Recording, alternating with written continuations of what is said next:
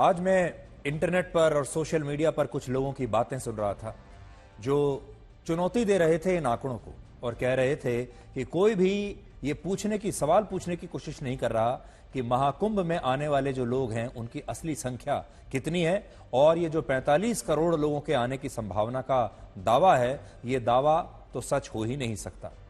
ये वही लोग हैं जो चीन के तमाम दावों पर आंख बंद करके विश्वास कर लेते हैं। उसके बारे में भी आपको आज हम आगे बताएंगे। लेकिन अब आप ये देखिए कि हमारे देश के जो लोग हमारे देश की सेना और सरकार से सबूत मांगते हैं, ये लोग चीन के आंकड़ों पर कितनी आसानी से विश्वास कर लेते हैं।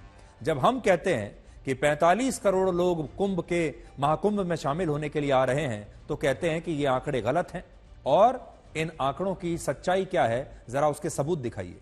लेकिन जब चीन इसी तरह का वर्ल्ड रिकॉर्ड बनाने का दावा करता है, तो चीन की बात पर आसानी से हंसते हंसते यकीन कर लेते हैं, क्योंकि चीन की सरकार ने भी एक नया वर्ल्ड रिकॉर्ड बनाने का दावा किया है।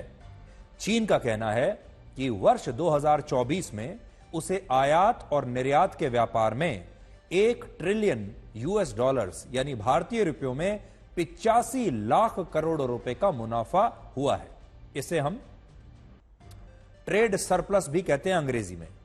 यह दुनिया के अब तक के इतिहास का सबसे ज्यादा व्यापार मुनाफा है किसी भी देश का, और चीन इसे अपनी एक ऐतिहासिक उपलब्धि मान रहा है और यह एक वर्ल्ड रिकॉर्ड है जो चीन ने बना दिया है। हैरानी की बात यह है कि इन आंकड़ों की कोई विश्वसनीयता नहीं है और ना ही चीन ने इन आंकड़ों को लेकर कोई स्पष्टता दुनिया के सामने रखी है। चीन कौन से आंकड़े कहां से पेश करता है, इसकी सत्यता जांचने का दुनिया के पास कोई तरीका है ही नहीं। लेकिन इसके बावजूद हमारे देश का जो वर्ग महाकुंभ के वर्ल्ड रिकॉर्ड पर शक जता रहा है, वही वर्ग, वही लोग चीन के इस वर्ल्ड रिकॉर्ड पर आंख मूंद कर खुशी खुशी विश्वास कर रहे हैं और कह रहे हैं कि चीन से सीखिए।